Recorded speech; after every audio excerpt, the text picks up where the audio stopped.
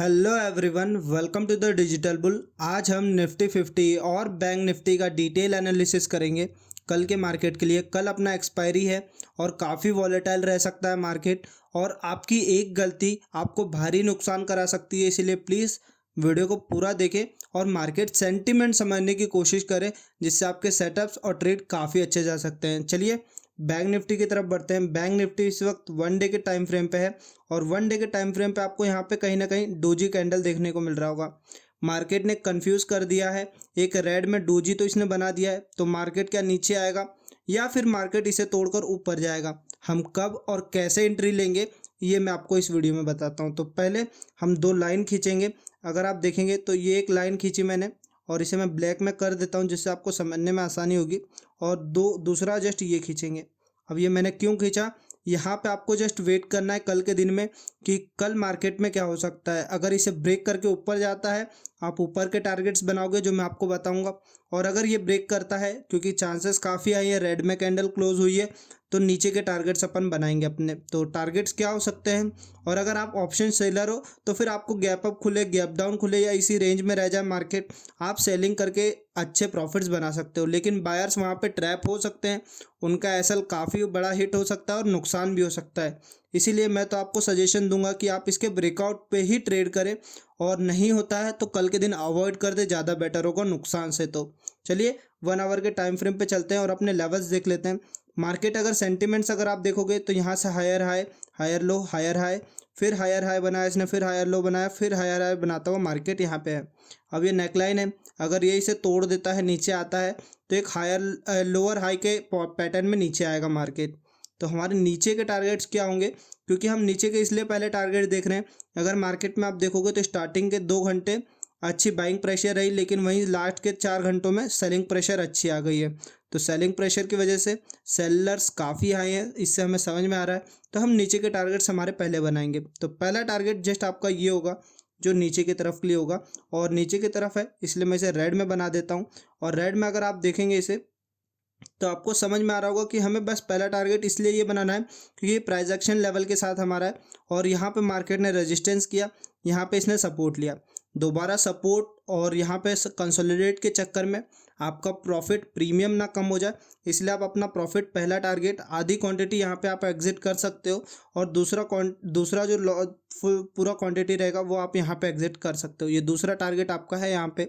और ये दो टारगेट आपके अच्छे टारगेट्स आपको दिख रहे होंगे।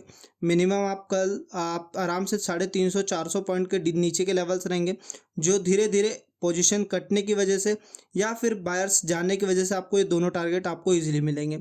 ये आपका मार्केट पर्सपेक्टिव भी बता दिया सेलर्स बायर्स का क्या रहेगा, क्योंकि ये जैसे ही टूटेगा यहाँ पे आधे लोगों का एसएल जो है वो निकलेगा, यहाँ से मार्केट में री एंट्री लेंगे वो सेलिंग की तरफ, और मार्केट नीचे आएगा। ये दो टारगेट्स आपको इजीली मिल सकते हैं कल के दिन में, और इसको टाइम भी नहीं लगेगा ये ब्रेकआउट करने में, स्टार्टिंग के 15 मिनट में ही ब्रेक कर देगा। और अगर मार्केट यहाँ से सपोर्ट लेकर अपसाइड के लिए जाता है, तो अपने ऊपर के टारगेट्स क्या रहेंगे, वो पहला टारगेट जस्ट आपका ये रहेगा ऊपर के लिए। और ये ऊपर के लिए टारगेट आपका क्यों है, क्योंकि आपको वेट करना है पहले इसके ब्रेकआउट का। हाँ, आप इसका भी पहला टारगेट बना सकते हो, अगर यहाँ से ओपनिंग होती है तो आप इसको पहला टारगेट बना लो, लेकिन यहाँ पे अपनी प्रॉफिट बुकिंग कर लेना, या फिर एसएल शिफ्ट करके जस्ट पास में रख लेना। क्यों, क्योंकि यहाँ पे अगर कंसोलिडेट के चक्कर में फंस गए तो काफ़ी बड़ा नुकसान हो सकता है, और आपको पता भी नहीं चलेगा आपका कैपिटल कब ख़त्म हो जाएगा। ये कुछ बैंक निफ्टी की एनालिसिस थी। 15 मिनट पे मैं इसलिए नहीं जा रहा क्योंकि बड़े टाइम फ्रेम पे अच्छी एनालिसिस हो जाती है, तो छोटे टाइम फ्रेम पे इतनी ज़रूरत नहीं पड़ती है मार्केट स्ट्रक्चर देखने की और सेंटिमेंट समझने की। आप ट्रेडिंग और एंट्री और कैंडल साइज जब आप ट्रेड लेते हो तब आपको 15 मिनट का काम पड़ता है, और 5 मिनट का। ये था कुछ बैंक निफ्टी का। आप देख सकते हो लेवल्स हमारे कितने अच्छे बने। यहाँ पे रेजिस्टेंस दिख रहा है आपको, यहाँ पे सपोर्ट दिख रहा है मार्केट का, और फिर यहाँ पे रेजिस्टेंस दिख रहा है, गैप अप के साथ तोड़ा, फिर यहाँ पे रेजिस्टेंस है। और इस जोन का तो हमें परफेक्टली वेट करना है कि कब इसका नीचे की तरफ ब्रेकआउट मिले तो हम ट्रेड लें। अब चलिए निफ्टी की तरफ बढ़ते हैं। निफ्टी के 1 डे के टाइम फ्रेम पे आते हैं।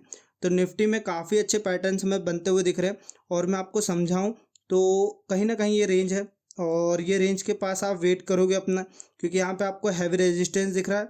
और अगर मार्केट ने इसे तोड़कर नीचे आ रहा है तो फिर यहाँ से अच्छी सेलिंग हमें फिर से देखने को मिल सकती है, इस दिन की तरह। इस दिन भी अच्छी सेलिंग थी, इस दिन भी थी। नेगेटिव हो सकता है मार्केट निफ्टी में, इसलिए मैंने आपको बैंक निफ्टी में नीचे के लेवल्स अच्छे बढ़े दिए हैं। अगर निफ्टी नेगेटिव होता है तो बैंक निफ्टी ऑटोमेटिक नेगेटिव रहेगा और खुद पे खुद अच्छे लेवल्स आपको देगा। तो चलिए अब अपना भी इसमें 1 आवर के टाइम फ्रेम पे एनालिसिस कर लेते हैं। आपको एंट्री कब लेनी है? आपको जस्ट इसके नीचे एंट्री लेनी है। क्यों? क्योंकि जस्ट यहाँ पे आप देखोगे तो अपने सेलिंग प्रेशर भी काफ़ी अच्छी थी और यहाँ पे मार्केट ने काफ़ी कंसोलिडेट भी किया है। इसका ब्रेकआउट आप मिलता है, आप फर्स्ट टारगेट आपका जस्ट ये बनाओ। मैं आपको समझाने के लिए इसे ब्लैक में, दोनों को ब्लैक में कर देता हूँ, आपको समझने में आसानी होगी। ये आप पहला टारगेट आपका ये पहला टारगेट तो मैंने नीचे आपको बना दिया है नीचे की तरफ के लिए, और ये दोनों आपको रेंज में वेट करना है। ये रेंज इसलिए वेट करना है क्योंकि यहाँ पे काफ़ी रेजिस्टेंस देखने को मिल रहा है। मार्केट ने इसे तोड़ तो दिया है लेकिन ओपनिंग हमें इसके नीचे चाहिए। अगर ये डे की क्लोजिंग होती है, यहाँ पे बायर्स जितने भी होंगे उनके एसएल हिट होंगे और मार्केट शार्प नीचे फॉल कर सकता है। तो इसलिए आपका ये पहला टारगेट मैंने आपको दिया है और दूसरा टारगेट जस्ट ये है। यहाँ पे मार्केट काफ़ी कंसोलिडेट करके टारगेट्स अपने बनाता हुआ दिखा रहा था। मैं आपको इसे रेड में करके दिखाता हूँ। यहाँ पे आप देख सकते हो मार्केट काफ़ी कंसोलिडेट किया और फिर इसने ब्रेक करके ऊपर के टारगेट अपने बनाए हैं। तो ये जो 2 लेवल है इसका आप वेट करो। मैं तो कहता हूँ इसको थोड़ा सा ऊपर शिफ्ट कर लो और इस रेंज में आप ट्रेड ना करो। अगर आप सेलर हो तो आप इस रेंज में अच्छा बाई पुट दोनों, कॉल पुट दोनों खरीद कर आप प्रीमियम डीके कर सकते हो और अपने प्रॉफिट बना सकते हो। ये नीचे के टारगेट्स रहेंगे बायर्स के लिए, ऑप्शन बायर्स के लिए जो बाइंग करके चलते हैं और अपने नीचे के प्रॉफिट्स ये तभी बना पाएंगे जब तक ये टारगेट अपना जस्ट ये ब्रेक करता है। तो ये टारगेट आपका बन सकता है। ये 2 लेवल्स थे। अगर और तीसरा लेवल लेना चाहते हो, ये 3 लेवल्स आपके इजीली हैं, वरना सेकंड टारगेट के बाद यहाँ पे मार्केट कंसोलिडेट कर जाएगा और लास्ट 15-20 मिनट में आपको ये टारगेट देगा। तो आपको ये टारगेट का कोई मतलब नहीं है। ये कुछ निफ्टी की एनालिसिस थी और अगर ये ब्रेक करता है तो फिर आप इतने समझदार तो हो कि आप यहाँ का टारगेट आपका बना लोगे। ये निफ्टी में ऊपर के लिए टारगेट था जो काफ़ी अच्छा टारगेट है। बुल रन आता है या फिर किसी न्यूज़ की वजह से मार्केट बुलिश हो जाता है तो ये आपको टारगेट पहले ही मिलेगा क्योंकि मार्केट इस लेवल के पास में। इसलिए मैंने आपको ये लेवल दे दिए हैं कि स्टार्टिंग के 15-20 मिनट में ब्रेकआउट होगा, आप ये टारगेट ले सकते हो और यहाँ तक जाने में भी मार्केट को टाइम लगेगा। इस वजह से मैंने बोला कि इसका ब्रेकआउट मिले, आप बस अपना एक टारगेट लो और ट्रेडिंग जर्नी अपनी क्लोज करो यहाँ की कल के लिए। चलिए ये कुछ निफ्टी की एनालिसिस थी, बैंक निफ्टी की एनालिसिस थी कल के मार्केट के लिए। पसंद आई है लाइक करो, कुछ भी पूछना है कमेंट करो और अगर मुझे मोटिवेट देखना चाहते हो, ऐसी डेली कंटेंट चाहते हो तो फिर एक सब्सक्राइबर दो please. Thank you for the watching guys.